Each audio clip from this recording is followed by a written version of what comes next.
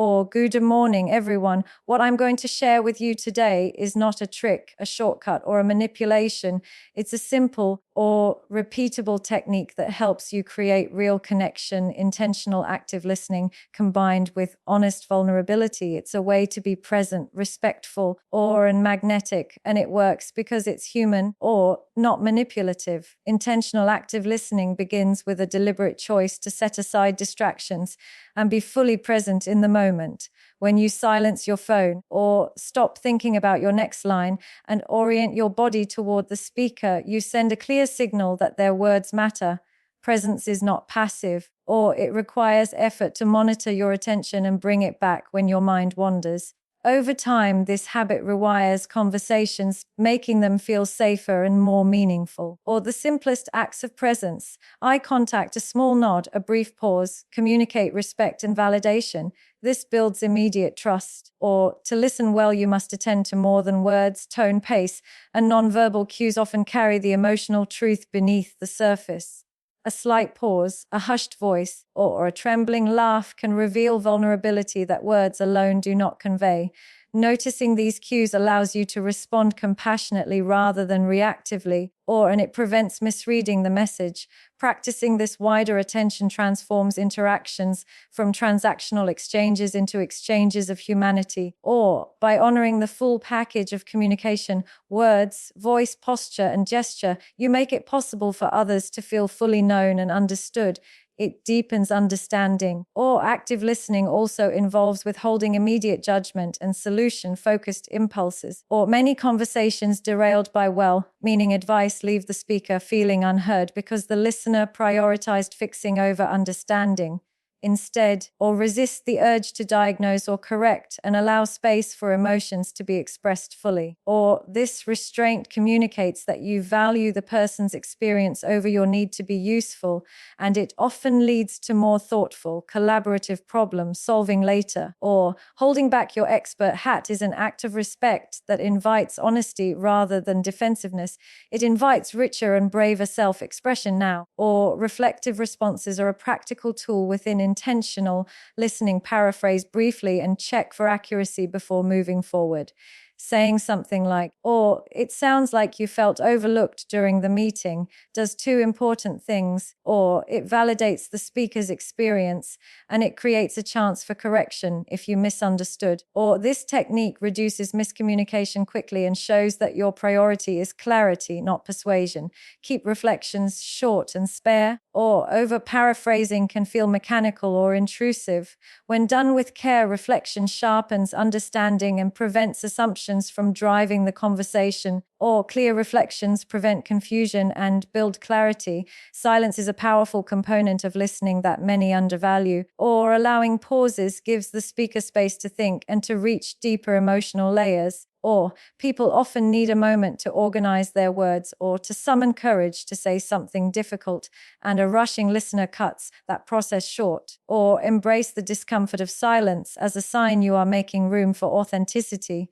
Your calm presence in those moments communicates acceptance and patience. Or practiced listeners learn to tolerate quiet, recognize it as an opportunity rather than a void, and thereby invite fuller disclosure. Allow it. Or empathy distinguishes active listening from mere information intake. It is the skill of feeling with another and responding in a way that honors their inner state. Or empathic listening doesn't require agreement with the speaker's perspective, only a sincere effort to understand and acknowledge their emotions. Or use phrases that label feelings.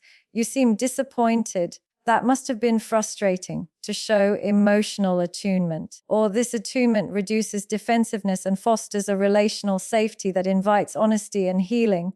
When empathy is genuine, or it creates a relational climate where people can be vulnerable without fear of dismissal or ridicule. Or practical listening also includes checking assumptions and asking clarifying questions that avoid leading or biased framing.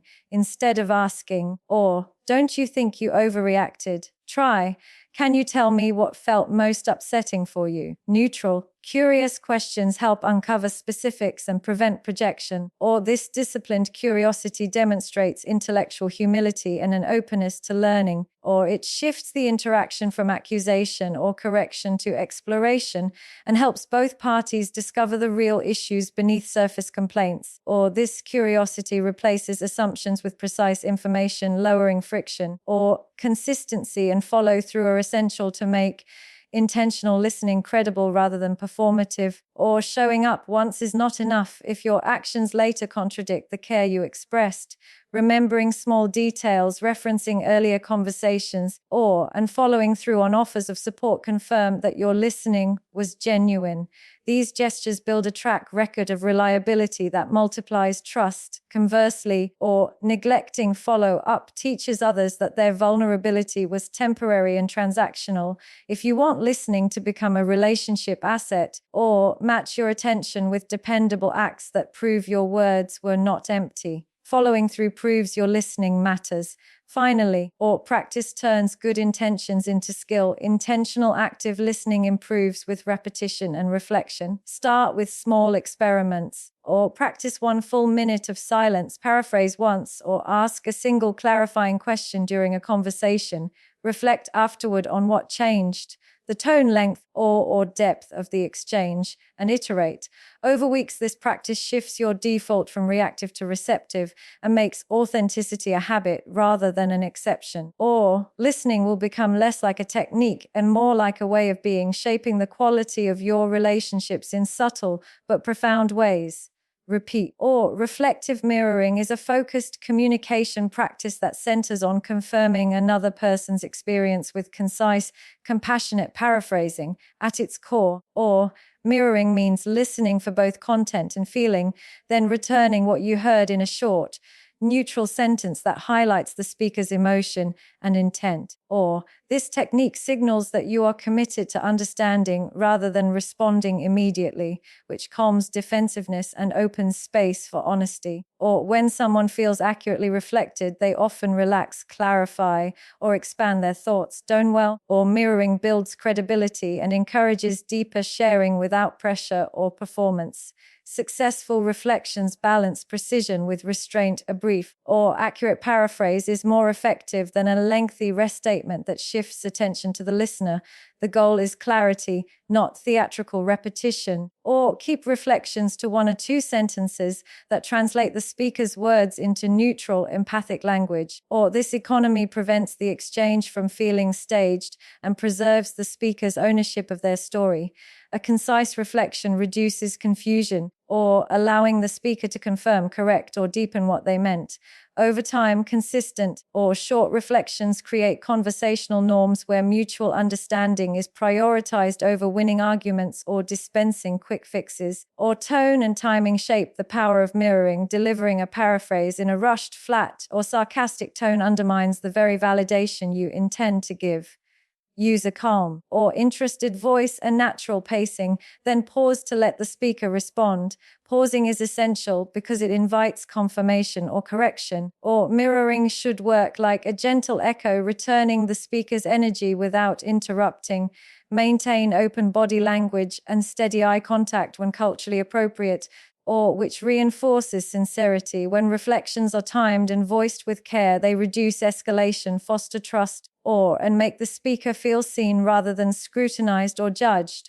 Word choice matters greatly in reflective mirroring. Or avoid leading or judgmental phrasing that substitutes your interpretation for the speaker's reality. Or replace evaluative language, such as "you're overreacting," with descriptive phrasing like "you felt hurt by that." Focus on labeling emotions and observations instead of attributing motives. Or this reduces defensiveness and preserves the speaker's authority over their experience. Neutral descriptors invite correction and deeper explanation, or whereas assumptions provoke rebuttal. By choosing words that describe rather than condemn, you create conversational safety, or letting the other person refine their story rather than bristle at an imposed interpretation. Or mirroring proves especially valuable in emotionally charged moments because it can de-escalate and reorient the conversation toward understanding rather than clash. Or when someone is upset, a calm reflection such as, "It sounds like you're feeling hurt and frustrated," acknowledges their inner state without amplifying it. Or this validation often diminishes intensity, making room for clearer thinking and later collaboration, rather than offering immediate solutions or defenses. Or reflecting early signals care and slows the exchange. Intense situations or accurate mirroring helps both parties avoid misdirected retaliation and promotes repair by centering the dialogue on felt experience before practical steps are proposed. Or a skilled reflector also discerns when a brief emotional label suffices and when a fuller paraphrase is needed, adjusting depth to the speaker's cues. Or sometimes a short phrase like, "That sounds overwhelming," offers immediate solace and prompts elaboration. Or other moments call for a more detailed reflection to untangle confusion. Or matching the scope of your reflection to the speaker's tempo and desire for connection prevents overstepping and respects boundaries. Or this sensitivity avoids making the exchange about the listener's technique and keeps it rooted in the speaker's needs. Attuned mirroring honors both clarity and autonomy, or offering the right amount of presence at the right time. Or reflective mirroring supports collaborative problem solving because it ensures shared understanding before solutions are proposed, or preventing wasted effort on misinterpreted facts or motives. Many disputes persist because parties assume different emotional or factual frames, or mirroring clarifies these frames early. When both people acknowledge the same feelings and facts, brainstorming becomes more targeted and less defensive, or increasing the odds of practical, mutually acceptable solutions. Mirroring channels energy away from correction and toward resolution by aligning perceptions. Or this alignment builds trust and allows creative compromises to emerge from a foundation of mutual comprehension rather than from reactive rebuttal. Or humility amplifies the effectiveness of reflections, or prefacing a paraphrase with tentative language like, "sounds like," or "I'm hearing that," invites correction and preserves the speaker's final say. Or this modest framing reduces the chance of your reflection being taken as a definitive interpretation and encourages the other person to refine or expand their account. Or such humility signals curiosity rather than certainty, which invites deeper engagement and preserves dignity. When speakers sense that their voice remains primary, or they are more likely to continue sharing, invite correction, stay open, and the reflection becomes a collaborative tool rather than a claim of expertise.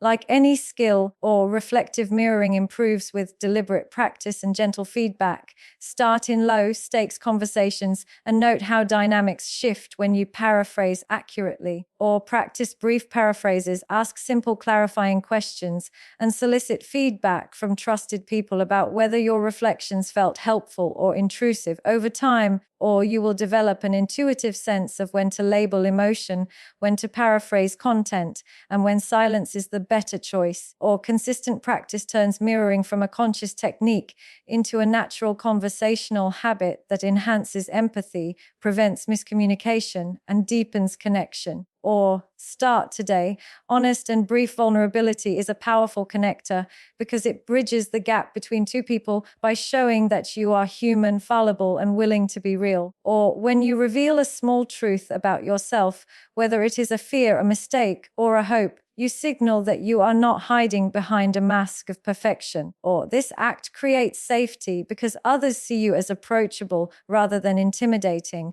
Vulnerability is not weakness, it is strength because it requires courage. Or by offering a glimpse of your inner world, you invite reciprocity and deeper authenticity in return. Showering vulnerability works best when it is brief and relevant to the moment. Or instead of overwhelming the conversation with an extended life story, choose a single example that relates to what the other person has expressed. Or if someone shares stress about failing at work, you might respond with, or, "I've felt the same pressure when I missed a deadline." That small revelation creates connection without overshadowing their story.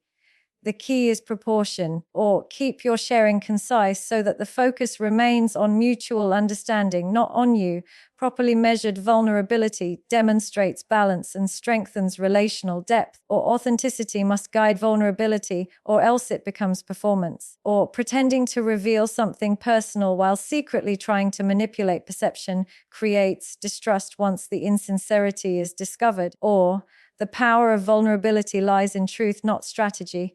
If you choose to share, ensure that it reflects your genuine feeling rather than a rehearsed line, or even a small statement like, I don't have all the answers, but I'm trying to understand, can resonate deeply because it feels real. True vulnerability cannot be faked, or when sincerity underpins it, the other person senses the honesty immediately and responds warmly. Or vulnerability creates an equalizing effect in conversations because it lowers the invisible wall of superiority that often blocks intimacy. When you admit uncertainty, fear, or imperfection, you demonstrate that you do not view yourself as above the other person.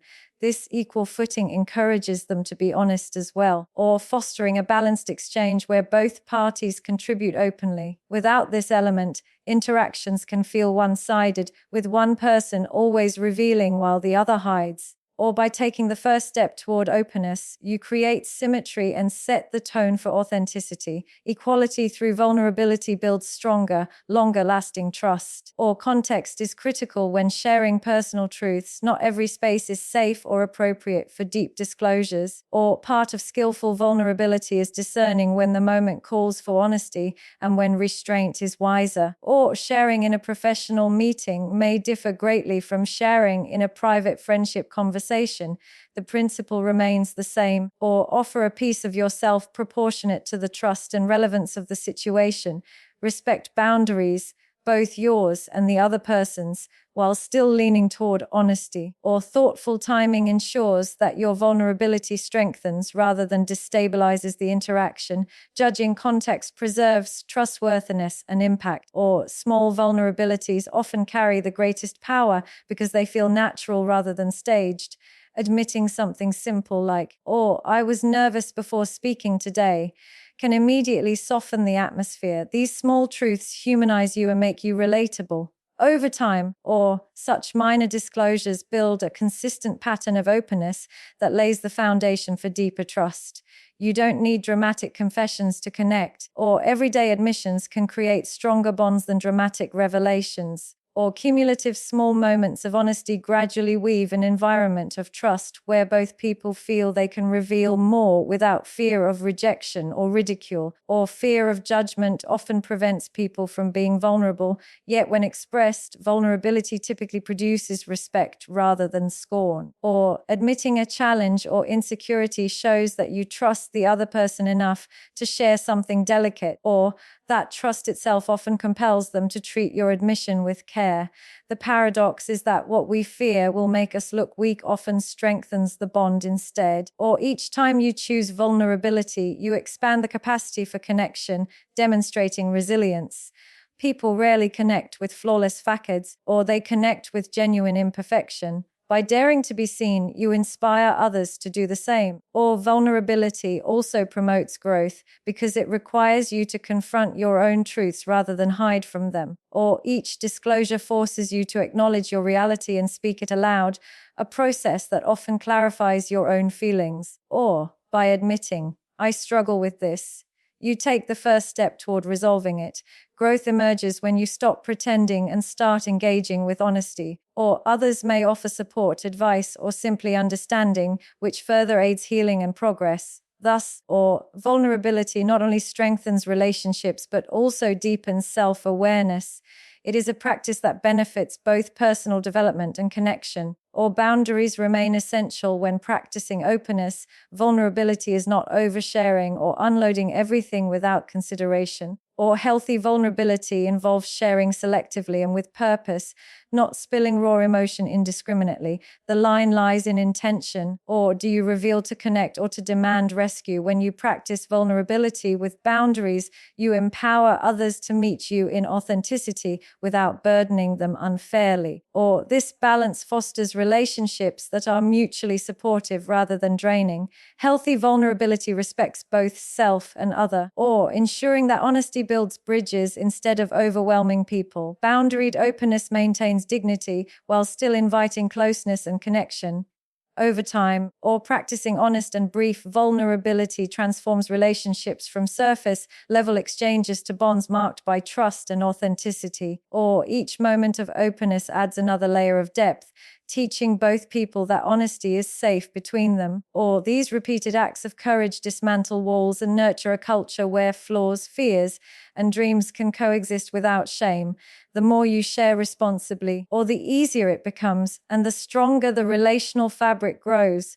Vulnerability is not about weakness, it is about courage and connection. Or consistent practice proves that authenticity builds the strongest, most enduring human ties.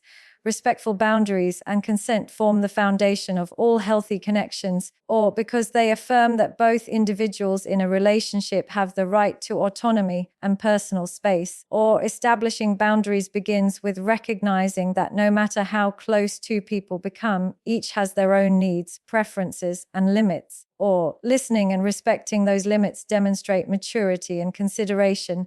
Consent in this context means not assuming but asking, not imposing but inviting. Or it shows that you value the other person's agency as much as your own. By respecting boundaries, you ensure that connection is built on mutual trust. Or one of the most powerful ways to honor boundaries is by asking before offering help, advice, or intimacy. A simple question such as, or would you like my input? Or do you want comfort or solutions right now? Demonstrates that you recognize their right to decide what they need. Without such questions, or even well-meaning actions can feel invasive or controlling.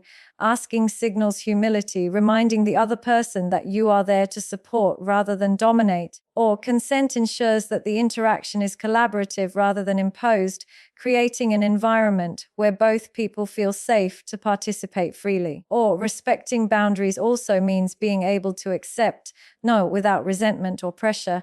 Too often, rejection is taken personally, leading to guilt, tripping, sulking, or manipulation, which erodes trust. A genuine respect for boundaries accepts no as valid, not as a temporary obstacle to overcome. Or responding with grace shows strength and emotional intelligence, proving that your care for the person outweighs your desire for control. Or this acceptance reassures them that they are free to be honest and that honesty will not damage the relationship. Or trust grows naturally when no is treated with respect rather than punishment. Or clear communication is essential in maintaining boundaries because assumptions often lead to misunderstandings and conflicts. Or instead of guessing what the other person finds comfortable, ask directly and express your own needs clearly. Or sharing boundaries is not about confrontation, but about creating clarity so both people know where they stand. Or this mutual exchange prevents small discomforts from turning into larger resentments over time. Or healthy boundaries are not walls to keep others out, but guidelines that help people know how best to relate.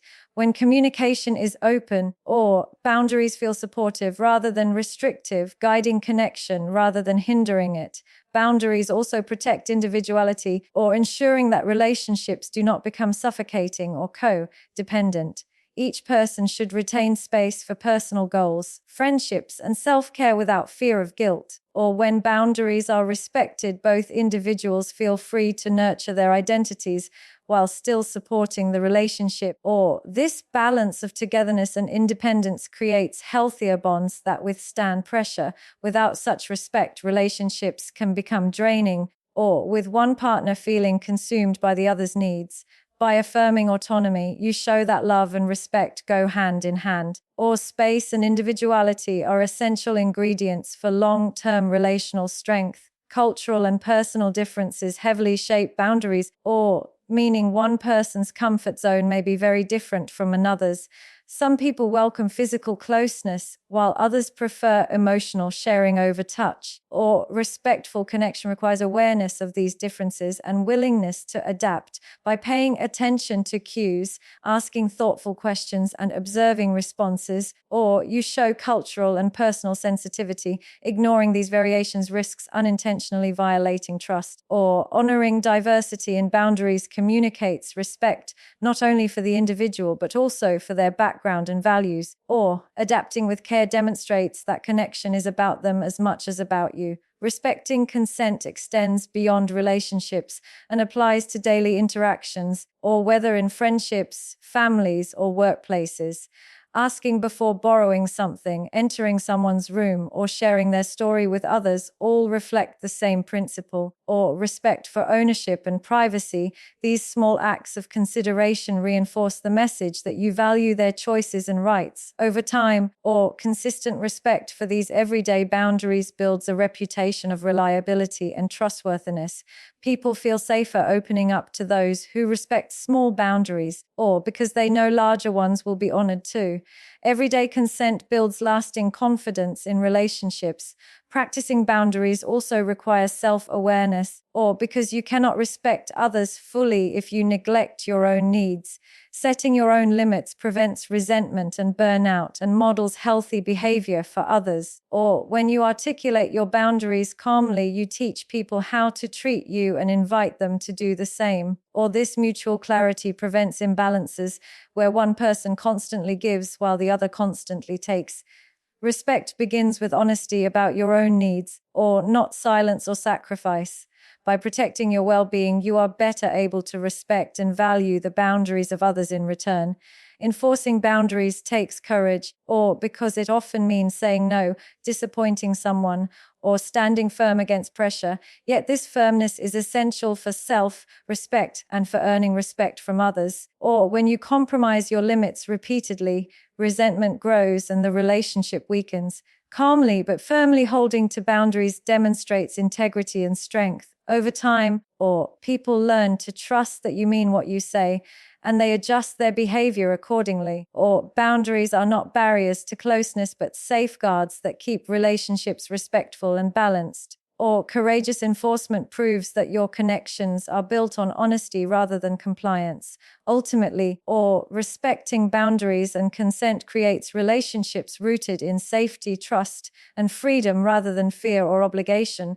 When both people know their autonomy will be honored, or they can share more openly and connect more deeply. Boundaries prevent harm and preserve individuality, while consent ensures that every step forward is mutual. Together, or they foster relationships that are healthier, more equal, and more enduring. The goal is not to limit love, but to protect it so it can flourish without coercion. In the end, or respect for boundaries is respect for the humanity of the person you value.